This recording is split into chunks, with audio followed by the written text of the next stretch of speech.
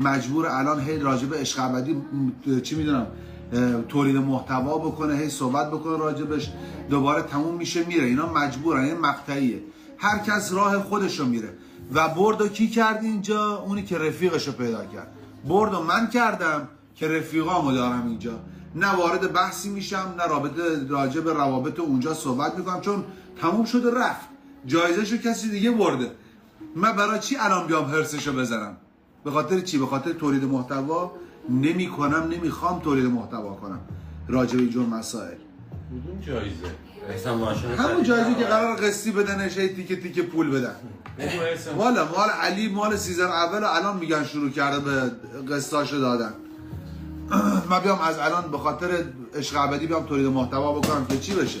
مهم اینه که رفاقت ها میمونه. مهم اینه که من و سجاد میخوایم منتقد زن روز بشیم. آقا اینو بهتون بگم، میخوام نقدش کنم. زن روز خیلی بد کاری میکنن. آقا موقعی که با تهیه کننده صحبت کرده بودم، بهش گفته بودم راضی از اینکه منو دعوت کردی، بعد خندید، گفت اگه پشیمونم باشم دیگه فایده نداره. گفت خیلی بعد اون مترجمه داشت برام میکرد، گفت تو گود پرسون بودی، به کار ما نمی اومدی. من اونجا 2-3 بار با احسان داشتیم صحبت میکردیم، میکروفون رو بود، میگفتم بنجا برید پایین قیافت باشه، میگفتم احسان ناموسن رای جمع کن ما برام. روز سوم بود، روز سوم رفتم یقه احسان گفتم احسان ناموسن رای کن ما میخوام اینجا برام، دیگه نمیتونم بابا. وایساده بودم، انقدر عصبی بودم، اینجور وایساده بودم، یهو دهنم خیس شد. بعد نگاه کردم دیدم خون دماغ شدم از شدت اعصاب خوردیام که واقعا میدیدم سر نوشابه، سر سالاد اولویه یارو با یه سری مسائل الکی دعواشون میشد، عشقم فوش میدادم من دیگه. من بیشتر سر دوغ دعوا میشد، سر اینکه چرا بهم شب بخیر نگفتی، چرا بهم صبح بخیر نگفتی. من هرس میخوردم، من دست خودم نبود. دیدم 2 نفر با هم دیگه رفیقیم، با هم دعوا میکردن، عصبی میشدم، یه جا قلبم در گرفت، داشتم میمردم. یواش نگاه که میبردم هیچ کی نید، یواش قایمکی رفتم پشت سنه، رفتم بالا. ترکا گفتن چی میخوای؟ گفتم قلبم داره تون. بعد چه گفتم زیر زبونی بهم بدید. ولی بچا من اینو بهشون بگو که رفتم داشتم با احسان صحبت میکردم، بعد نمیدونستم میکروفون بهم وصله، دارن صدام بالا میشن. گفتم احسان رای جمع کن ما برام. دیدم کارگردان گفت برن بیا پشت، آدماشو فرستاد دنبالم. بهم گفتن که چی هی میری میگی میخوام برام. گفتم آقا نمیتونم دیگه، بعد اگه نکنینم بیرون جنازه‌ام با اینجا بفرستین بیرون. بعد عزیزم قرارداد داری تا آخرش اینجا میمونی. بچه‌ها ببینید چقدر فشار زیاد بود که در اینا رو میگه. ولی من اصلا همش نمی‌خوام. آقای بیار من اصلا داداش، من چیزایی که به سلامت دیگه اونجا برام زنگ تفریح بود خدایی. آقای بیار با خدایی که اصلا بعد این موضوع بگم بدونید، من بعد از اینکه برنامه تموم شد حقایق همه چی رو بهتون میگم. یعنی اون کسایی که الان دارن وقتشون رو هدر میدن یا هر چیزی میگن برای خودشون، من اگر روزی بخوام صحبت کنم بعد از اتمام برنامه است راجع به همه حقایق رو میگم. اگر الان نظرم اینه شاید بعدا عوض شه، ولی در کل اگر همه چی تموم شد مثلا گذشت، شاید یه سری صحبت ها راجع به همه موضوعات خودتون اصلاح کنید. اینو بخونم. الو سجاد بس کن، پیام منو بخون، بس کنید. احسان خورد کردید، چرا به وحید نمیگی دوستش دارم؟ مسخره ها. آقا وحید ایشون مروا 3941 دوست داره. بفرما خوندمت، برو حل کن. حرکت کن آقا، حرکت کن. خب ولک. ولی بچه برنامه جالب شد بعد از ورود من و تو. اصلا میگم جنجالای برنامه رو گذاشتن دقیقا از بعد به وروده. بادیگارد گفتم بادیگارد نداشتیم. قرار یه سری دعوا را بندازیم. یه سوالی پرسیده، البته یلدا این داد یه چیزی گفتن ولی لایک کرده سوالو پرسیده ازتون. بذار من بپرسم. یه سوال از ستاتون، شما منو بیرون برنامه دیدین، من آدم مظلوم نمایی ام یا در کف یلدا؟ خیلی دختر خوبیه. حساسه یا مظلوم نماست؟ اونو میگه. مظلوم نما نیست، آدم حساسه واقعا. حساسه. آقا بخش دختریه که با واقعا روی لطیفی داره یلدا. شناختی که من ببین من 2 روز بیشتر 2 روز یلدا رو ببین شنبه که اومدم دوشنبه فینال بود من شنبه نصف روز دوشنبه هم نصف روز یک شنبه کامل یعنی دقیقاً 2 روز یعنی 48 ساعت یلدا رو باش برخورد داشتم بیرون ویلا بعد از برنامه 10 دقیقه کمتر دیدمش میدون تکسیم و همین چند روز پیش باز بیرون دیدمش واقعا دختر احساسی و دختر قابل احترامیه برای من خیلی قابل احترام یلا خانم واقعا یکی از کساییه که با همون چند بار صحبت کردم انقدر باش رفیق شدم من تا امروز داشتم باش صحبت میکردم با یلدا انقدر باش احساس راحتی کردم بهش زنگ گفتم یلا میخوام برم باشگاه چون خونش جای باکلاس استانبول یلدا بچه‌ها راستی یلدا خیلی بچه مایه هستن این از الان میگم خیلی بچه پولدار بالا شهر استانبول بهش زنگ گفتم یلا میخوام برم باشگاه خونت اجازه است گفت فردا قراره برام باشگاه رو اوکی کنه با خسته شدم بس که باشگاه نرفتم چرا سرجیو و احسان قهرن داداش سرجیو و احسان شما قهری وقتی صحبت نمی‌کنه راجبش باید اینجا بگن صحبت کن چی بگم عشقم سرجیو من چه حرفیه بابا یه بس اصلا به نظرت احسان و سرجی مال قهرن قیافه‌هاشون هیکلاشون مال قهرن سجاد داشت راجع به اخلاق صحبت می‌کرد گفت این تو دلشون نیست گفت کلا سرجی کلا فابریکی صحبت می‌کنه راجب این که منم گفتم نه بابا میگم فابریکی اینجوریه سرجی اگه تنده مثلا کله صحبت کنه سیسش اینجوریه شما فکر نکن ولی دلش مهربونه آبان 25 احسان اگه بخواد آشپزی کنه ما باید کلا خونه رو بکنیم احسان اگه بخواد آشپزی کنه باید گاز رو بفروشی گاز جدید بیاری به خاطر همون پول ندارن بچه‌ها گاز بخرن به خاطر همین نمیذارن احسان آشپزی بکنه ترجیح میدن غذا از بیرون بگیرن پس یلدا میشه پس چه مسعودی دارم من چی گفتم من یلدا رو بیار بالا یلدا رو میتونی بیاری بچهای برنامه عشق ابدی اونایی که هستین یلدا روژان هر کس که میتونه بیاد بالا الان با هم دیگه اضافه شیم به لایو ما بچهای عشق ابدی رزه من به روژان گفتم دم شما گرم شما باحال‌ترین چرا روژان پشمام میگه غلط کرده مروا گفته وحید دوست دارم من دوستش دارم من نوکرتم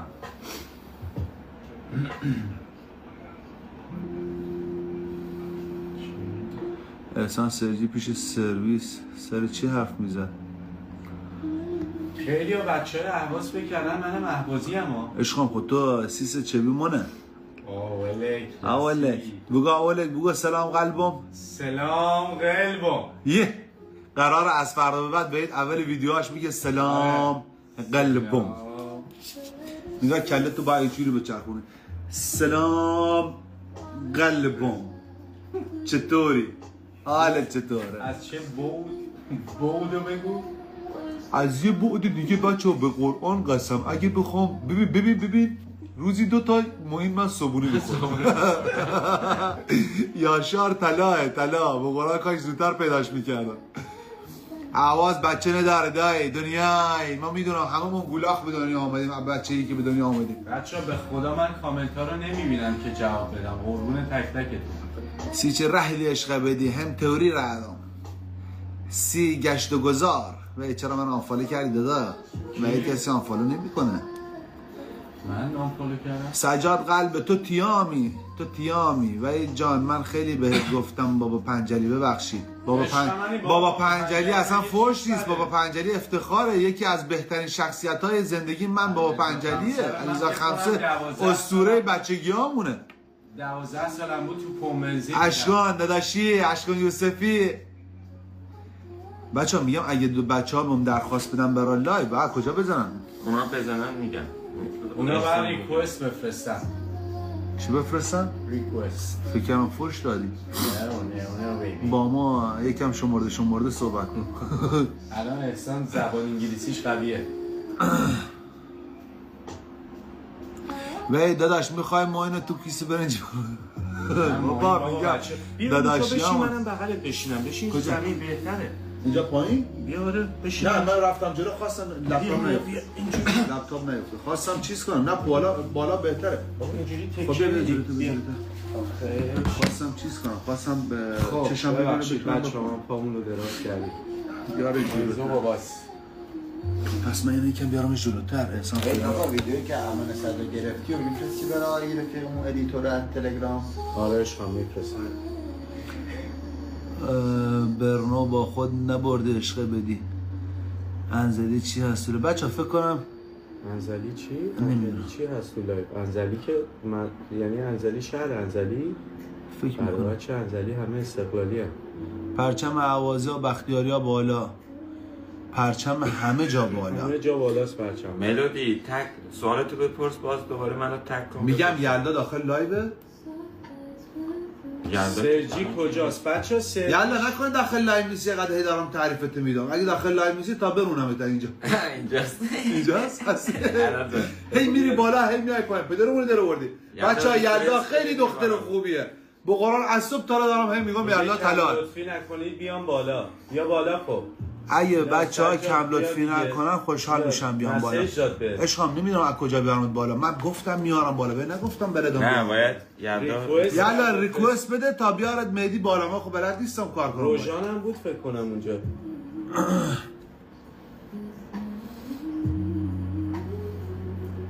صد فکر کنم درخواست دادم، ما بلد نیستم بیارم. نه ندادم. این چیه این 15 زده رو این چیه این؟ هیچ. خب چیه این؟ 15 یلا نفر من شاید درخواست دادن. عشقم شاید درخواست اینا نیست. 15 نفر درخواست اینا دیگه. عشقم اینا دیگه.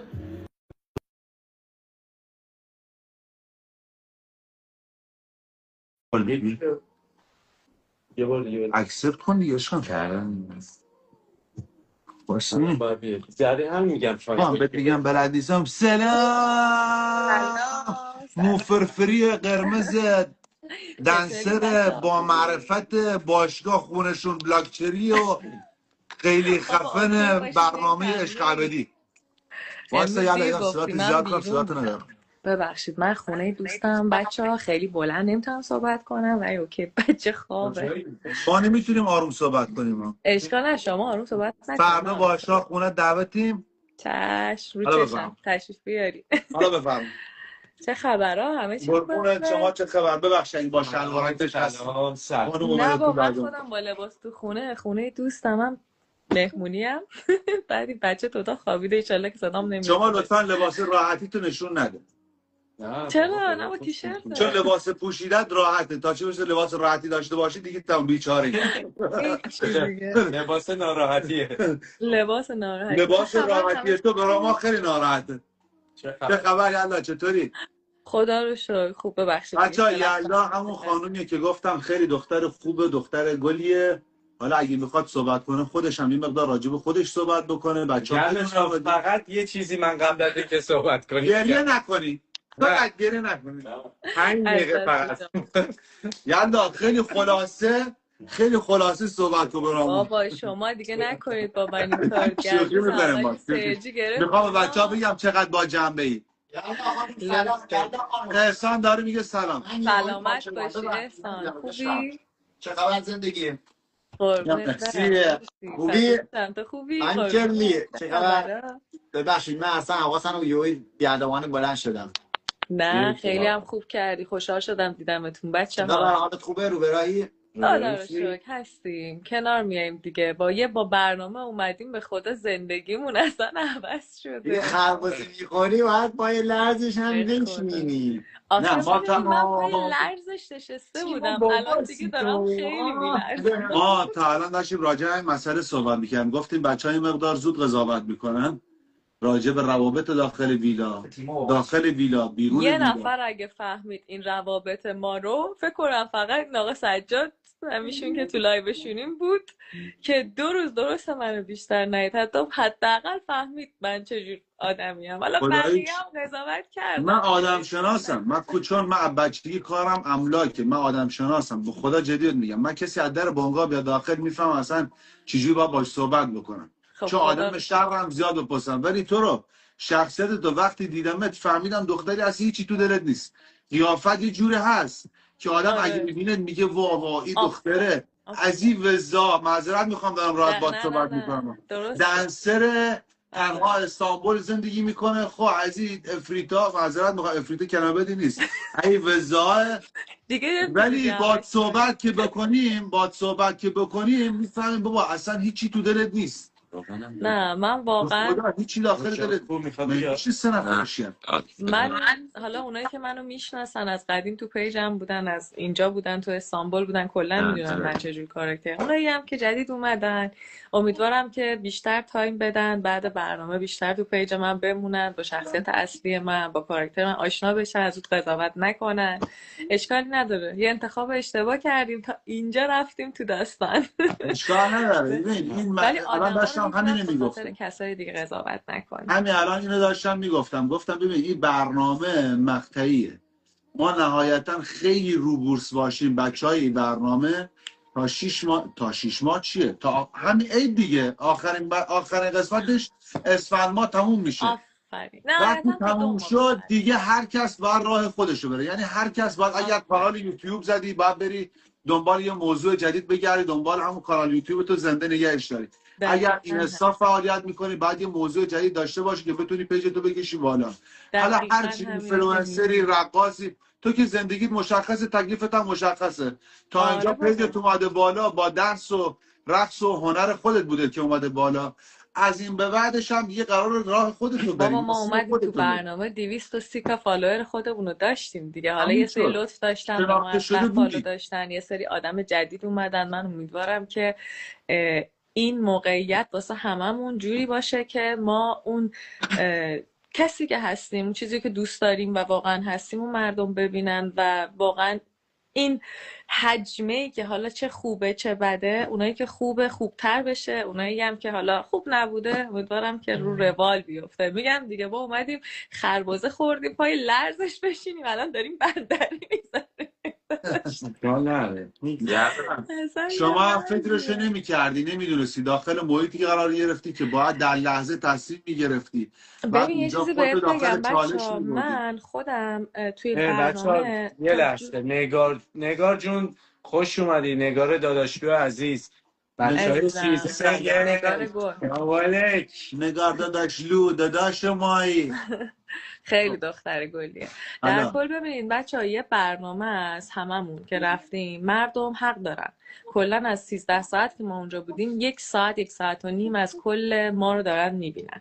تو کلا تو قسمتایی که بودیم، حالا هر کی هر چند قسمتی که بوده، طبق اون نمیشه آدم رو قضاوت که آقا من خودم به شخصه توی زندگی واقعیم شاید جور دیگه ای انتخاب بکنم، شاید جور دیگه ای برخورد کنم، اما اونجا توی اون تایم شاید چه به اشتباه چه به درست. مهندسه عزیز خوش اومدی. یا شاسین آذربایجان عزیزم، بچه همه دارم میان تو داری. خوش اومدن. بله مهندس میلاد بلندت کرد ها.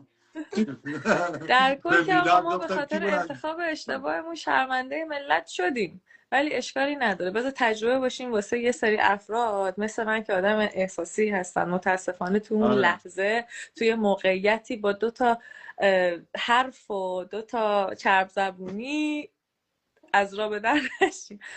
من شرمنده لحظه خدایش من خودم به عنوان کسی که تازه ورود کرده بودم قبول کن، مثلا کار به بیننده، بالاخره بیننده هم آدم بهشون باید حق بده. من موقعی که خودم اومدم داخل برنامه از وسط برنامه ورود کردم دیگه.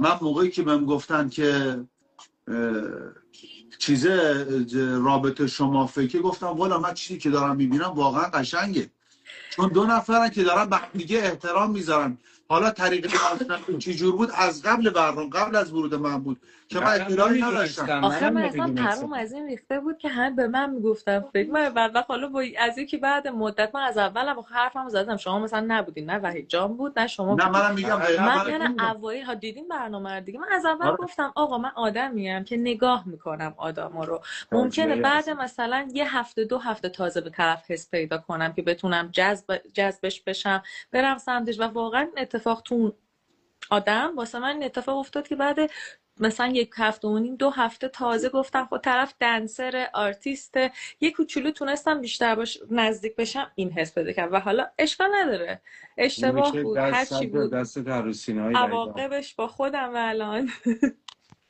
دیگه در کل همین. چی بگم دیگه. الان هم ببین داداش داداش دو سلطان اینا میگذرن. من الان داشتم میگفتم، بازم دوباره تکرار میکنم در حضور شما، چون راجع به خودت تو من بیشتر صحبتام بحث شما هم بود ولی اشاره به شخص نکردم تا خودت اومدی بالا. زمان که بگذره، هر چقدر که مشکل داشته باشید شما الان اینجا، چون بالاخره مردم دارن میبینن و میدونن که شما الان مشکل شما اساسا با آقا مهیاره که گذر زمان بالاخره تا یه مدتی، من هی دارم میگم که این گذراست یا زمان بدیم درست بشه. دقیقا من منظورم همینه. ببینید من به چون خودم اگر الان شما به مشکل برخوردین، تو فقط اینجا باید تحمل بکنی. اگر مهیار بخواد راهش رو درست بکنه از الان به بعد، ما داشتیم صحبت میکردیم، به جون مادرم نمیدونستم که وحید، اصلا من فکر کنم وحید خواب داخل اتاق، مهیار و وحید و معین با هم یکم کنتاکت داشتن. ما داخل لایو داشتیم راجع همین مسئله صحبت میکنیم که آقا بچه‌ها اگه بالا پایین دارن درست میشه گذر زمان. یهو وحید اومد نشست داخل لایو، اصلا برنامه دیگه لایو دیگه، اومد نشست داخل لایو. اولین چیزی که خودش گفت این بود که آقا من داخل برنامه، بعد از برنامه داخل این مدت با معین یکم چیز داشتم، یه مقدار به مشکل برخوردم، ولی الان میخوام معذرت خواهی بکنم اگر حرف بدی بهش زدم یا اگر توهینی بوده یا حالا برخوردی بوده، من معذرت میخوام. بالاخره معینم داداش کوچیکه منه، من میبخشم ان شاءالله که اونم ببخشه اگه حرفی بود. الان من همین الان انتظار دارم از مهیار اگر بحثی داره، اگر چی میگن ناراحتی داره یا هر چیزی که داره بزن. مهندسی و نگار دوتا سجاد جان نمیدونم حالا از امیدوارم تمومش بکنه و دیگه ادامه دار نباشه. اگرم ادامه داره امیدوارم شما تحمل بکنید تا گذر زمان همین چه برات درست بکنه. دقیقاً موضوع اینجاست که نمیدونم اینو یادتونه یا نه، حتی من اینو خودم به خودش گفته بودم و به بچه‌هایی که نزدیکم بودم بارها اعلام کردم که من به این آدم باشه. نه وایس اکسپت کردم دیگه، الان باید جواب بدم.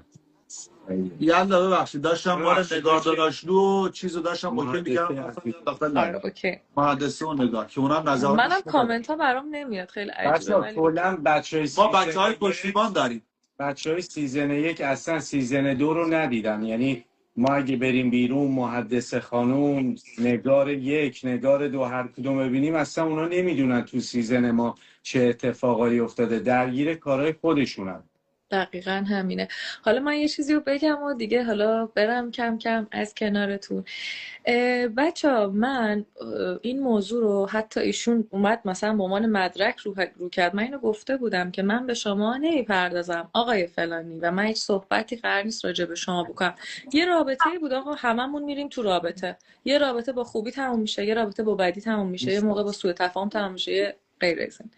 اصلا به نظر من این کار درست نیست که یک رابطه تموم شده تو بیای، حتی اگه طرفت بدترین آدم رو زمین باشه، تو بیای و این آدم با تمام تلاش بخوای بکوبونیش. این کار خیلی کار زشتیه. من خودم تو برنامه یادتونه اینو گفتم، بارها گفتم آقا من دوست دارم، ولی وقتی طرف هنوز برنامه شروع نشد و قسمت دوم بود اومد تو لایو جاوید شروع کرد اون حرفای زشت رو راجع به من زدن، تخریب من، به من حق بدید که من هم انسانم، ربات نیستم دیگه، از خودم در میام، ناراحت میشم، منم برخورد دارم، منم در قبال ایشون برخورد کردم، ولی من دیگه از اینجا بس سکوت میکنم، قراره که هیچ به زندگی خودم برسم، دارم همین کارم میکنم و هیچی مهمتر از زندگی واقعی نیست. چون یه زندگی یه برنامه سرگرمی بود، ما برای مردم ما جسارت کردیم، همه ما رفتیم تو اون برنامه یه چیزی رو ارائه دادیم، تو اون لحظه تصمیم گرفتیم، تو هدفمون چیز دیگه بود. هدف ما اصلا کلا ورود به برنامه ما فکر می‌کردیم قرار اتفاقات قشنگی بیفته، قرار کاپل خوشگل انتخاب کنیم، قرار زندگی گل و بلبل بشه. بابا من اومدم گفتم که اصلا اینجا بخوریم میارم، من گفتم همه رو به رقص میارم، میزنیم دور هم رفیق میشیم. اومدم روز سوم چهارم من بودم داشتم وسط ویلا جیغ میزدم از دقیقاً لحظه‌ای که من ورود کردم تو بودی داشتی بحث می‌کردی. من یه چیزی بگم، حالا من میگم آدم رو راستیم، به خدا من برای کاپل نیومده بودم برنامه، فقط اومده بودم من داشتم هم اومده بودم معروف بشم، هم اومده بودم تیم استقلال رو تبلیغ کنم به قرآن. من اومده بودم بچه فالوور بگیرم. نه ولی اینکه به بگم خدا چون یه چیزی الان تو برنامه با کسی هم شو یا فیلم بوده، نه، ولی هدفم پس ذهنم این نبود که بیام دوست دختر پیدا کنم. نه قرار بود بری داخل 10 نفر زید فاب پیدا کنی. زنتو پیدا بچه‌ها کنی. ولی میدونم هنوز که برم. هنوزه هیچ کدومتون و هیچ کس باور نکرد. بابا به قرآن به عزیزتر من اومدم و گفتم آقا اگه واقعا یه نفر آدمیزاد باشه بتونم برم باش، که متاسفانه آدمیزاد گیرم نیومد.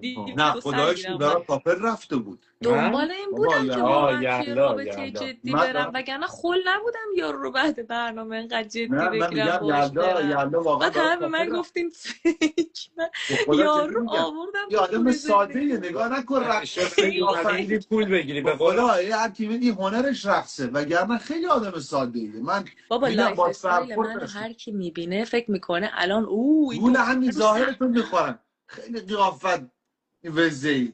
آره ولی نه به خیلی خدا موهات فرفری ولی دختر خوبی هستی. اگه میتونستم یکی دو تا از کلا تو زندگی فکر کنم 3-4 تا دوست پسر داشتم تو این چندین سال، بدون 2 تا از اکس ها می آوردم بالا، از سادگی من براتون میگم همه باورشون میشد. به خدا معلومه. همینجوری ام، خیلی دلیم تو رابطه من، واسه همین تاج میذارم رو سر پسرا، میدمشون تحویل جامعه. صدات فکر کنم قچ.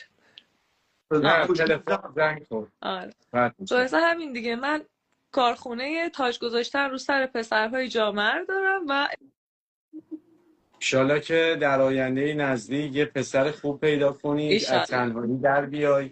نه حالا ایشالله. کلا این برنامه ببین هر چیزی بالاخره یه ترومایی برای آدم به وجود میاد، ناراحتی. من الان خودم تو به شخص تو این برنامه که اومدم یک فشاری قرار گرفتم، فکر میکنم حداقل تا چندین ماه شاید تا 1 سال اصلا آماده این نباشم که بخوام چه تو رابطه برم. فقط دارم تمرکزم رو خودمه، رو لایف استایلم، تمرکز رو خودت، کار، زندگی، 100%. پیشرفت بچه‌ها بیشتر. یه جالب بگم، خیلی از بچه‌های ما که تو این عشق ابدی بودن اصلا نمیبینن، برنامه رو نگاه به نمیکنن. جون مادرم من تا قسمت 11 رو بیشتر من یه خیلی هفته حالا الان دارم نگاش میکنم. یعنی من اصلا حالم به بد خاطر بود مسائل بچه‌ها. روحی که برای بچه‌ها پیش میاد خیلی هاشون برنامه رو نگاه نمیکنن. من خیلی داغون بودم، من یه هفته برنامه رو نگاه نکردم. ببینید به خدا گفتن نداره، تمام الان فیلتر انداختم نبینید جو شما، تمام شما از نزدیک من دیدین، وحید دید دیگه چند من دقت تمام نکرده بودم بهش. صورت نه خودم نشستم بیشتر سرجی آره بودم خودش تمام گفت جوش زدم. گفتم روشو کرم زد، پر از جوش عصبی بود. من آره، صورتم عصبی دوستان میشه. میدونن،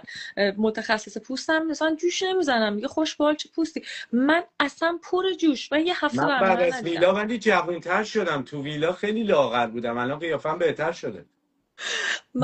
من فکر کنم منم که 10 سال سنم بالاتر گفتم، گلو 10 سالم رفت روش. بچه چرا اینجوری کردین با من؟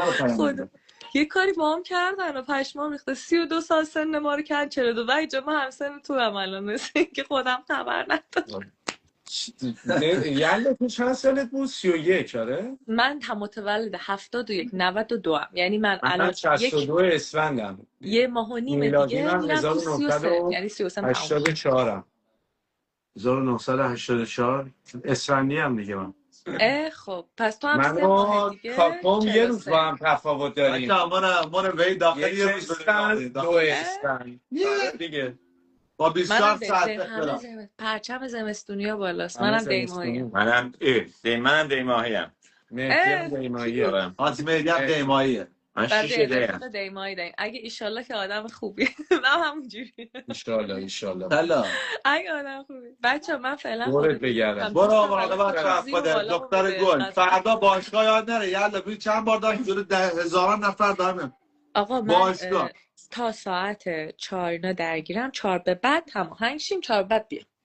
باش. 5-6 خوبه دیگه، ساعت مناسبی. حل ساعت 4 باشگاه رو برامون اوکی کن. اوکی که اوکی، بیاین دیگه، بیاین بریم باشگاه تمرین. باشه دمت هم گرم. بیاین سلام. منم یکم انگیزه بگیرم تمرین کنم. مرسی دم. بچه‌ها فعلا شبتون بخیر. مرسی بچه‌ها تو لایو. شما بخیر. خداحافظ. خداحافظ.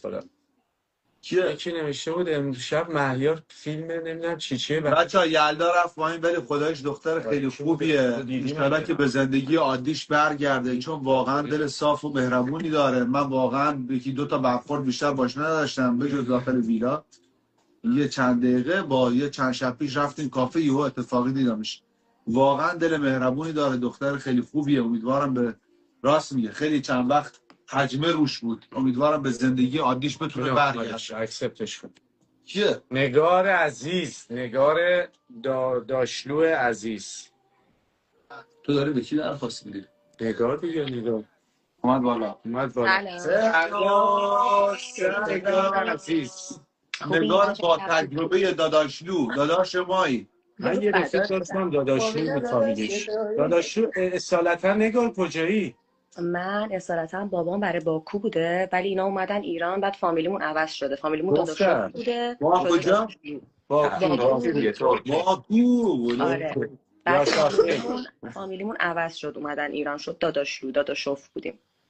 آره مقصود داداش. ببخشید من آروم صحبت میکنم مامانم خوابه. یه چیزی رو میخواستم بگم اومدم بالا. از روزی که ما عکس گذاشتیم با شما میدونم یعنی اصلا نگم براتون دیگه چه مسیج هایی چه صحبت هایی اصلا یعنی یه تا اینا زن سجیدن. با کی عکس داشتی؟ سرجی عکس گرفته بود. همگی با هم دسته جمعی مگه عکس نگرفتیم جمعه کی بود شنبه بود. آره دقیقاً. خب بچه محدثم راسته اینجاست. سلام بچه ها. سلام دمنده یوز فرنگ ایرانی یوز ایرانی مخلص یوز ایرانی در حال انقراض هم هست. بچه سلام احسان جون. بعد چطورین؟ فدات شم خوشگله. بچه خوب با من عکس نذاشتین. ببین با تو که عکس با میذاشتیم تو عکس نمیذاریم افتخار بگید من کم علیکی هم با شما عکس بگیرم. افتخار نمیدیم عکس بذاریم. بچه ها اینو میخواستم بگم. خلاصه که ما دیگه گفتیم خب من فمینیستم، همه میدونن منو به این اسم میشناسن، فکر میکنن که فمینیست به معنای اینه که حالا ما مرد ستیزیم و باید بیایم مردا رو بکوبیم و اینا، اصلا همچین چیزی نیست. خب از روزی که حالا اون عکس رو ما گذاشتیم اومدن میگن آره تو فلانی رفتی تو تیم ببخشید کفتارای فصل 2 نمیدونم فلان بسار و اینا. ولی خب سر اون اتفاقایی که پیش اومد من همیشه سعی میکنم که برم با دو طرف صحبت کنم ببینم که دو طرف چی میگن، چون که آدم وقتی یه طرفو گوش میده ممکنه که حالا به اشتباه یا به ناحق بیاد راجع به طرف دوم صحبت کنه و این به نظرم اصلا درست نیست. ماهایی که الان حالا پیجامون رفته بالا مردم لطف دارن نگاهمون میکنن خیلی مهمه خیلی حساسه که چه حرفی میزنیم. ببین سر همین داستان یلدا اومدن گفتن نمیدونم خودش فیلمشو پخش کرده که حالا من باور نمیکنم که خودش فیلمشو پخش کرده باشه، چون یلدا دختر داره سالاد میخوره. دارم حرف جدی میزنم. بغل دستی روز ایرانی آب بخور آب بخور گلوت صاف شه بابا. بعد دیگه خلاصه آره سر حالا موضوعی هم که پیش اومده بود من نمیتونم اصلا چیزی بگم. میگن که آره همه خود آقا وحید و میگن که آره ایشون زن ستیزه نمیدونم دست رو زن بلند کرده. شما هم آقای سجاد راجع به شما همچین چیزایی گفتن. آقا خب باشه من نمیدونم برای من اونجا نبودم چی؟ من اصلا منو نمیگن دو تا سجاد اونجا بود سرجی سجاد من سجادم اون سرجیه همون سرجی هم ما تا الان داشتیم این کم اینو بده برتم من زیاد دارم استور میخورم بده برتم تا احسان بخواد کاراش انجام بده داخل بک. ببین نگار فکر کنم نتت هم خوب نیست چون شطرنجیه. الان ما راجع به مسئله تا الان داشتیم صحبت میکردیم خب راجع به مسئله چون ما دو تا سجاد داشتیم اونجا من سجادم اون سرجیه راجب ببین اصلا تاچ کردنی نبوده که بگی دختری داشته میزدن. حالا شما نبودین داخل برنامه و اطلاعی ندارین ولی ما راجبش داریم صحبت میکنیم. همون دیگه ببین بحث بوده درم بلند نکرد اصلا حتی پسرامون هم درگیری زد و خورد نداشتن اونجا اصلا به هیچ عنوان فقط در حد لفظی بوده. اگه خودم بخوام بگم من تنها پوهنی که داشتم اونجا فقط در حال جدا کردن بحثا بودم و درگیریام کسی تاش نکن چون اونجا بادیگارد نداشتن. بادیگارد بودی؟ دقیقاً تا الان داشتم بادیگارد نداشتن گفتن یکی بیاریم اینا رو هم دیگه فاصله بده. من آوردم اونجا فقط بخوام هی جدا کنم. بعد اینکه تاچ کردن اصلا نبوده بی احترامی به زن بحث بوده ولی تاچ کردن اصلا نبوده. حتی سرجی که داری میگی وحید که اصلا همچین مسئله اصلا ما نداشت. ببین عزیزم همینو دارم میگم، ما که خب اصلا نبودیم تو فصل 2. ببین ما خودمون تو فصل 1 یه سری اتفاقات میافتاد که ما اصلا بعد از اینکه از اون ویلا اومدیم بیرون یه سری چیزا رو متوجه شدیم. دقیقاً همون تایمی هم که توی ویلا بودیم بازم نمیفهمیدیم که الان این مثلا چه عواقبی به پشتش هست و یا چه اتفاقایی قراره روی این بیفته یا روی این موج حالا بخواد بزرگ شه یا کوچیک شه. خب به همین دلیل من نمیتونم الان بلندشم بیام بگم خب میگن فلانی زن ستیزه، خب پس اوکی، پس چون که گفتن این زن ستیزه من بیام به عنوان یه فمینیست یه موجی را بندازم که پس فردا اگه خلافش ثابت شه روسیاییش بمونه برای خود من. میدونید چون این چیزا دیگه انقدر حساسه، خصوصا از فصل 1 اتفاقاتی که توی فصل ما افتاد انقدر این موضوع حساس شد، انقدر این موضوعیه که یعنی یک کلمه این ور اون ور تو بخوای راجع بهش صحبت کنی بار اجتماعی داره، مسئولیت داره، با آبروی آدما بازی میشه و واسه همین آدم نمیتونه چیزی بگه. خب از اون عکس به بعدم که دارن میگن که آره شما به اسم فمینیستید، شما میرید با من به نظر خودم هر کسی باید وایسه تا آخر یه فصلی رو نگاه کنه. چون به قول شما الان فکر کنم تو لایو بودم داشتی میگفتی که یاشار با یکی دعواش با جاوید بود، با کی بود گفت نه یاشار با معین. گفتم این برنامه بالا پایین زیاد داره. یاشار و معین با همدیگه بحث کردن، مردم 2 نفر رو نقدشون کردن ولی تحمل نکردن تا فردای اون داستان اومد بیرون. یعنی 2 ساعت ویلا، 2 ساعت ویلا میشه فردای ما که دیدیم فرداش با همدیگه دست برادری دادن، روی همدیگه رو بوسیدن، هنوز که هنوزه با همدیگه رفاقتشون صمیمی‌تره. یعنی هی که داره میگذره رفاقتشون صمیمی‌تر میشه. من همین رو میخوام بگم، هیچ وقت سریع قضاوت نکنید. اگر نگار داداشلو با ما عکس گرفته بنابر این نیست که فکر کنید ایشون بده یا ما بدیم. من خود شخصمو دارم میگم. نه بعد اصلا همچین ساید داستانی نداره. میدونی نگاه کن الان میگن تو این سایدی یا تو اون سایدی. ببین من هم اصلا سایدی وجود نداره کسی بخواد داخل سایدی قرار بگیره. من هم یاسمن رو فالو دارم هم سرجیو رو فالو دارم. خب ما تو فصل خودمون من تا یه جایی خودم توی یه سایدی نبود. یعنی مثلا یه جوری بود که من که ورود زدم اینا نمیدونستن من با این وریام یا با اون وریام، چون جفت طرفا با من اوکی بودن و فالو داشتیم هم دیگه رو. خب حالا بعدش یه مطلبی رو بعد از حرف شما میخوام اضافه کنم. اول شما حرفتو کامل بزن بعد من. باشه عزیزم باشه. فقط اینو میخوام بگم که دقیقاً بعد از فصل 1 ما یه مهمونی دعوت شدیم، تولد امیرحسین بود. بچه‌ها اونجا همه بودیم، همه با هم خوب عالی، برنامه هم داشت پخش میشد. بعد برنامه دوباره گرفتن رو هم. یعنی میخوام بگم تا بعد برنامه هم بچه‌ها هم با هم خوب بودن. حواشی که شروع شد، اتفاقات که افتاد، مردم که یک کوچولو اومدن ساید و ساید بازی رو مثلا حالا یه 2 تا سایدش کردن، اونجا دیگه بچه‌ها افتادن به جنب. یعنی این مدیا هم خودش بی تاثیر نیستش. دقیقاً مدیاست که تاثیر میذاره. حالا من خواستم همین مطلب رو وارد بکنم. نگار خانم شما ببین ما خودمون بچهای خودمون، ما حتی اگه خودمون پشت هم دیگه رو داشته باشیم، من یادمه داخل ویلا که بودیم همیشه بحث سر این بود که بچه‌ها بعد از ویلا بیان پشت همدیگه رو بگیریم، نشه مثل سیزن 1. چون ما بچهای شما رو دیده بودیم که چه اتفاقاتی بعد از برنامه بینشون پیش اومد. ما خودمون دنبال کننده شما بودیم، همونجوری که الان شما داریم ما رو نگاه می‌کنید و باعث تعجبم هست براتون. شاید اصلا نگاه نکنید چون انقدر تنش بالا، اصلا حالتون به هم بخوره که بخواید نگاه بکنید دوباره تجدید خاطره بشه از روابط خودتون. من خودم با عنوان کسی که اونجا بودم هیچ کدوم از بچه‌هایی که دارن داستان درست میکنن و داخل یوتیوب فعالیت میکنن این پشت این بد میگه اون پشت این بد میگه به جون مادرم جون وحید نگاه نمیکنم. چون بدم میاد از فاز منفی، از بار منفی بدم میاد. چرا زندگیمو بخوام بار منفی واردش بکنم که هرس بخورم از حرف یکی دیگه؟ ببین خواستم اینو وارد بکنم. شما دقیقاً همین شما، اگر شما داری میگی شما خودت کمک کننده‌ای به مردم، به نظرات مردم، هوادارهای شما میاد نگاه میکنن ببینن نگار داداشلو وحید و فالو داره یا نه. خب پس اگر وحید و فالو داره وحید تهش آدم خوبی ازش در میاد که نگار فالو دارش.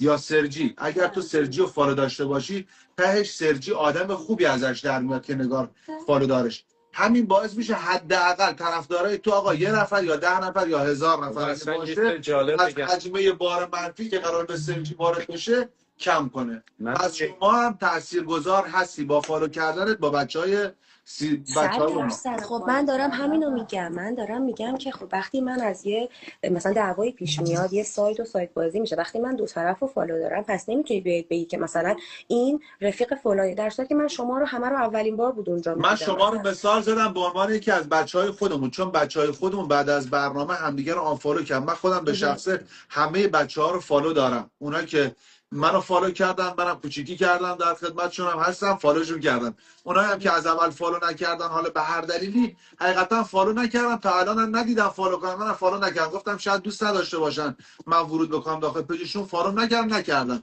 ولی اونایی که با هم رفاقتم، با همونایی هم که فالو نکردم باز رفاقتمو دارم، اگه ببینم جایی حتی امکان داره بغل کنم، روبوسی کنم.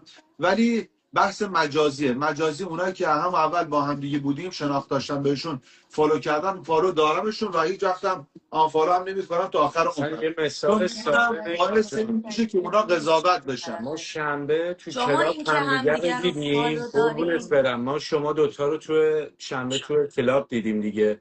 رفتار ما با رفتار شما نسبت به ما دوستانه بود. من حالا چرا باید بیام اصلا بگن نگار مرد ستیزه؟ من چرا باید بیام نگار رو آنفالو کنم؟ من چیکار به زندگی شخصی نگار دارم؟ نه خب وقتی ببین یه چیزی هست عزیزم، ببخشید من میونه کلامت صحبت میکنم. مثلا حالا من خودم یه لیبلی دارم اینجا به اسم فمینیست، منو میشناسن، من با همین اسم اومدم بالا. خب آره از این به بعد من حرفایی که میزنم جهت میده، مثلا همون حرفی که الان سجاد جان گفتش، یکم جهت دار میشه حرفایی که من میام میزنم و اوکی. جهت میده. ببینید یه چیزی داریم، مثلا یه زن ستیزی اتفاق میفته، حالا اصلا نمیخوام بگم زن آفرین. ستیزی، یه چیزی اتفاق میفته که به یک خانومی آسیب معروف جانی میشه. وارد میشه، بله، آسیب بله، کلامی بله. وارد میشه، ضرری بهش وارد میشه. خب که دقیقاً. اینا همش بازم سلسله مراتب داره که نسبت به اون نوع، بچه به خدا سس زد و نسبت به اون نوع رفتاری که حالا اتفاق افتاده، نسبت به همون هم آدم باید ریاکشن نشون بده. خب ما سر موضوع خودمون که داستان قفل و کلید که پیش اومده بود، فکر میکنم میدونید، و اومده بود یک دکتر نمایی که میگفتش که نمیدونم تو طویله یه فلانی به فلانی تجاوز کرده، این اومده بود به عنوان برگ برنده برای کوبیدن یه دختر استفاده کرد. بله ما همه بلند شدیم، همه اومدیم حرف زدیم، همه اومدیم از این موضوع واقعا یعنی در مقابل این موضوع ایستادیم. خب این یه چیزی بود که خب به ضرس قاطع داشت میگفتش و قشنگ علنی اینو گفت و اصلا یه چیز خیلی بدی بود. این به کنار، یه موقعی یه چیزی میشه، یه چیز کلامی که راجع به سرجیو میگفتن که یه حرفی زده. خب این حرف اصلا حرف قشنگی نیست واقعا، که حالا هنوز فکر می‌کنم قسمتش نرسیده که مثلا اصلا راجع به مسائل صحبت نکنیم من بهتر. حالا نه موقعم خواستم یه چیزی بگم چون راجع به این مال خیلی آینده است. نه حرفی نمیزنم که بخواد اسم نه، یه من موجی بگم که آره یه موقع‌های آدم اشتباه رو باید بگه دقیقاً. اشتباه، خب و دقیقاً. باید جلوی این اشتباه گرفته شه. ولی این به این دلیل نمیشه که کلا شما بیای یه آدمی رو بکوبونی، بذاریش گوشه‌ای و دیگه بهش فرصت جبران بهش ندی. این اصلا قشنگ نیست. وگرنه اینجوری ما هممون آدمیم، هممون تو زندگیمون اشتباه میکنیم. ولی اینکه اگه ولی اگه اشتباهمون رو نخوایم جبران کنیم یا اصلاح کنیم، خب این اصلا خوبه. بریم فصل 1 چقدر بد با دخترها برخورد میشد، فصل 2 این خیلی اصلاح شد. ما داشتیم می‌بینیم خب این یعنی پیشرفت، این یعنی چقدر بهتر شد که همه حواسشون به حرف زدنشون هست، همه حواسشون به ریاکشنایی که نسبت به دختر، نه فقط دخترها، کلا نسبت به همدیگه نشون میدن هست. این یعنی پیشرفت از نظر من. واسه همین یه موقع‌هایی آدم نباید از اون ور بوم بیفته که آقا اگه یه طرفی هم میاد یه اشتباهی میکنه باید اون اشتباهش رو جبران کنه، نه که دیگه بدتر شه که بیاد بدتر یه سیل بره طرف دیگه زندگی طرفو. آفرین دقیقاً. و این مهم، و به نظر من یک کسی که درس گرفته و آدم باید با آغوش باز بپذیرتش. مثلا بچهای ما درس نگرفتن یه سریشون و ادامه دادن. شما با عنوان نفری که اونجا تجربه داشتی، حضور داشتی، شاهد بودی که ما داخل یه جوی قرار گرفته بودیم اونجا. حالا من یعنی به نمایندگی بچهای اونجا میخوام صحبت بکنم و تاییدش هم از شما هم بگیرم به عنوان کسی که اونجا تجربهش داشتی قبل از ما، چون مردم نمیدونن اونجا واقعا چه خبره. میکنن یا میکنن کسی داره فیلم بازی میکنه، کسی واقعا شخصیت واقعیش اینه. به اونجا یه محیطی بود که 13-14 ساعت آدم همش در حال فیلم برداری بودیم، یعنی زیر داخل یه محیط بسته‌ای بودیم که مجبور بودیم همدیگه رو تحمل کنیم، بالا پایینی، صدای بلند، نمیدونم تشنگی، گشنگی، اصلا بعضی اوقات گشنت میشد می‌خواستی غذا بخوری غذا نبود. اینو خب قبول داریم همتون. خب غذا هم بالا پایین میکنن، معده مستقیم با اعصاب آدم چی بدتر خستگی 4 ساعت می‌خوابیدیم. خب بالاخره بعضی اوقات هم آدم یادش میره که آقا دوربین روشه، باید حواسش باشه، هر لحظه حواست باشه. شما امکان داره یه لحظه نگاهت جابجا بشه، همون نگاهتو، تصویر نگاهتو بردارن 1000 تا موضوع سر نگاهت پیاده بکنن. میدونی که بارها داشتیم دیگه، داخل سیزن 1 داشتیم، داخل سیزن 2 داشتیم. از یه نگاه 1000 تا منظور برداشت میکنن پخش میکنن داخل اینستا، تمام آبروت با همون یه نگاهت بالا پایین میشه. حالا چه برسه آدم یه حرف یه تیکه بیانی داشته باشه، همون بیان رو انقدر بولدش میکنن، انقدر کلمات چه میدونم همه کلمات سنگین رو روش به کار میبرن که امکان داره زندگی یه نفر کلا باش بازی بکنن تا آخر عمرش. با اینکه برنامه تموم شده، الان یه موج عظیمی از مردم، بابا به جان مادرم من یکی از بچه‌هایی که الان هستش داخل برنامه داره پخش میشه، من الان مثلا یکی 2 بار دیدمش، یه بار باش استوری گذاشتم، یکی 2 بار انقدر راجبش دارم من پیام میدن که چرا فلان کردی با این پیام گذاشتی. بابا دارم میگم بابا شما ساده نباشین، این مال گذشته بود، برنامه تموم شده رفت. اصلا شاید خواسته یارو فیلم بازی کنه جلو دوربین، یکم خودشو به نمایش بذاره دیده بشه. شما چی میدونید داخل دلش چی بود؟ من الان دارم شخصیتش میبینم، واقعا این شخصیت داخل برنامه نیست. حالا من اینو چجوری باید مردم ثابت کنم که بابا اگه یه نفری اونجا حالا ارتباط گرفته با چند تا دختر، صرفا این نیست که شما فکر کنید داخل دنیای بیرونم زندگی نداره، فقط دنبال دختر بازیه. آره عزیزم، ولی اونجا خب ازش خواستن بره کاپل پیدا بکنه. جانم میدونم حرفت منطقیه ها، خب ولی یه کوچولو باهات موافق نیستم توی یه جاییش. چرا؟ چون که اون رفتاری که ما از خودمون اونجا نشون دادیم، اوکی میگیم 100% خودمون نبودیم، ولی 80% ویترین شخصیتمونه. آره درست میگی شما، ولی من دارم میگم اگر قرار باشه از یه موضوع کوچیکی مردم چون حجمه زیادی میبرن، شما مطمئنا همه کسایی اونجا که حتی کار اشتباه هم کردن لیاقتشون این نیست که انقدر حجمه منفی بگن. بابا امکان داره یارو خودکشی کنه، ما باید عاقلانه به این مسئله نگاه بکنیم. شاید امکان داره یارو کارش به روانپزشک افسردگی عاد بگیره. این اتفاق توی یه ریالیتی شو انگلیس خداییش امکان داره یارو بره خودکشی بکنه. انقدر شما دارین بهش فوش میدین، اگر هم میخواین فوش بدین به خود یارو فوش بدین، چرا به خانواده یارو بعد فوش بخوره؟ امکان داره خواهرش بیاد وسط شب بیاد بیدارش بکنه آقا لعنت بهت که باعث شدی من انقدر فوش میخورم. امکان داره اصلا شوهر خواهرش بره خواهر رو طلاق بگه به خاطر برادرت که انقدر داره فوش میخوره من نمیخوام دیگه با تو. به جون مادرم هست، اینا مثال من دارم میزنم، ولی امکان داره همچین مسائل خانوادگی هم بینشون پیش بیاد.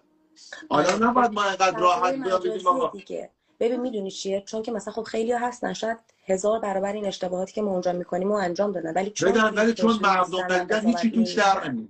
آفرین، چون نمیتونیم دیگه، چون مورد قضاوت قرار نمیگیرن، چون آدما نمیبینن که اینا این کارو کردن. واسه همین مدیا این چیزا رو داره و دیگه ما باید اینا رو قبول کنیم، پیش رو باید به تنمون بمالیم. خب ولی من خودم ترجیح میدم به عنوان کسی که تو فصل 1 بوده، به عنوان کسی که حالا میتونه یه ذره قضاوت کنه چون خودش توی اون جایگاه بوده و حالا موقعی که این چیزا نمیدونم، حالا هر موقعی که داستانای حالا زن ستیزی پیش میاد خیلی بر من دایرکت میاد، تگم میکنن، منشنم میکنن و اینا.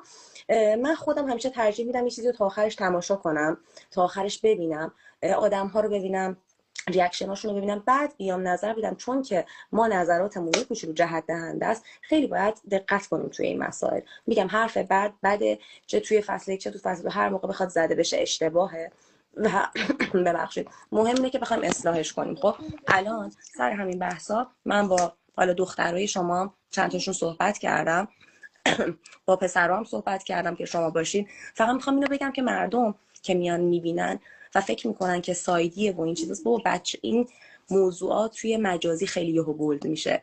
روابط آدما با هم دیگه، یعنی مثلا توی ویلا من دارم میبینم که الان با وجود این مسائل یه سری همچنان با هم خوبن، ولی الان مثلا صحبتش پیش میاد میگن نه اون موقع اینجوری این موقع اینجوری. یه سریاش جو مدیاست، یه سریاش نه، واقعا آدم اون لحظه انگار مغزش جواب نمیداده. اون لحظه میگه وای من باید اینو میگفتم، من باید که برای منم این اتفاق افتاد. مثل خودمون الان ما خودمون همینجوری داریم برنامه میکنیم، میگیم کاش اونجا این کارو میکردیم، کاش اونجا همچین حرفی میزدیم، کاش فلان کارو میکردیم.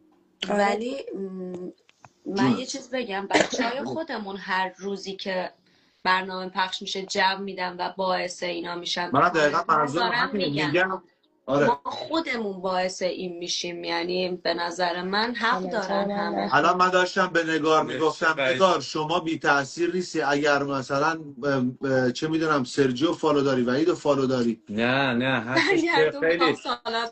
حرفش کاملا درسته. مثلا امشب برنامه ما پخش شده، اگه مثلا من نوعی که تو اون برنامه بودم یه دفعه برم استوری بذارم بر علیه فلانی، خب معلومه حجم وارد میشه. اگه همه سکوت کنن مردم برنامه رو ببینن و قضاوت بکنن اصلا ولی مشکل